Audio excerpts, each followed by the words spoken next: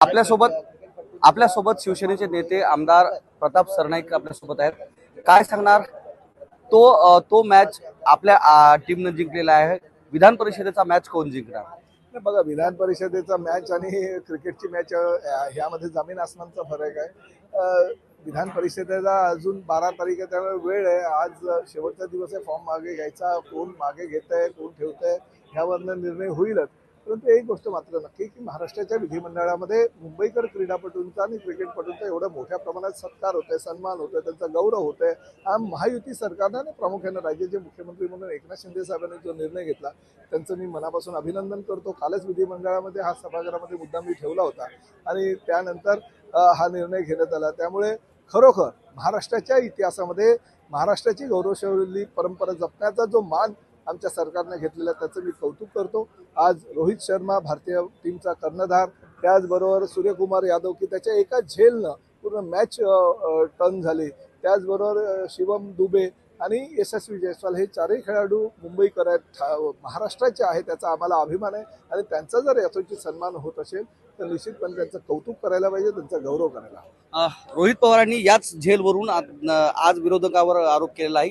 त्यांनी असं म्हटलंय की हा शेवटचा झेल जो आहे तो महायुती सरकारमधील नेत्यांनीच घेतल्यासारखं हे सरकार वागत आहेत आणि खेळाडूंचा सन्मान होण्याऐवजी स्वतःचा सन्मान करून घेण्याचा कदाचित पोस्टर बरोबर बघितले नसेल, त्यांना कल्पना नसेल, त्यांनी आमच्या नेत्यांनी हा निर्णय घेतला त्यांच्या स्वागताचा, त्याबद्दल त्यांचं नेत्यांचंही कौतुक होणं गरजेचं आहे। परंतु खऱ्या अर्थानं टीम इंडियाचं आम्ही कौतुक करतोय। त्यांनी बरोबर पोस्टर बघितलं नसेल की आम्ही आमच्या नेत्यांचे फोटो लावलेत, पण नेत्यांचे फोटो लावत असताना क्रीडापटूंना क्रिकेटपटूंना आम्ही विसरलो नाही, त्यांचेही फोटो लावलेले आहेत। त्यांनी ते होर्डिंग बघितलं नसेल, त्यांची नजर आता फक्त महायुतीच्या नेत्यांवर आहे, क्रीडापटूंवर त्यांची नजर पडलेली नाही।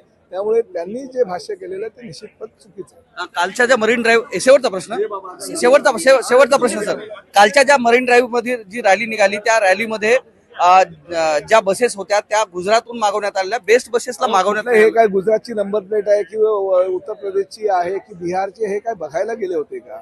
ज्या ठिकाणची ही बस बनवायला सांगितली होती तिकडनं बनवली आहे। आता त्या बसचा गौरव झालेला नाही, त्या क्रीडापटूंचा गौरव झालेला आहे। आणि 2007 साली आणि 2011 साली जितेंद्र आव्हाड त्या बसवर बसून एवढ्या मोठमोठ्या घोषणा देत होते की जसं काय राष्ट्रवादीनंच पूर्ण वर्ल्ड कप जिंकलेला आहे। अशा वेळेस रोहित पवार त्यावेळेस खूप लहान होते, मला असं वाटतं त्यांना काय कल्पनाही नसेल।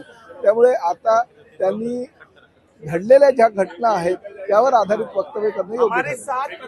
तर हे आपल्यासोबत होते शिवसेनेचे नेते प्रताप सरनाईक, ज्यांनी जे T20 वर्ल्ड कप जिंकल्यानंतर जी रॅली निघाली त्यानंतर जी झालेली बॅनरबाजी आहे या सर्व गोष्टीवर आता हे भाष्य केलेलं आहे। कॅमेरामन दीपकसह मी धनंजय सोळंके, मॅक्स महाराष्ट्र, विधान भवन, मुंबई।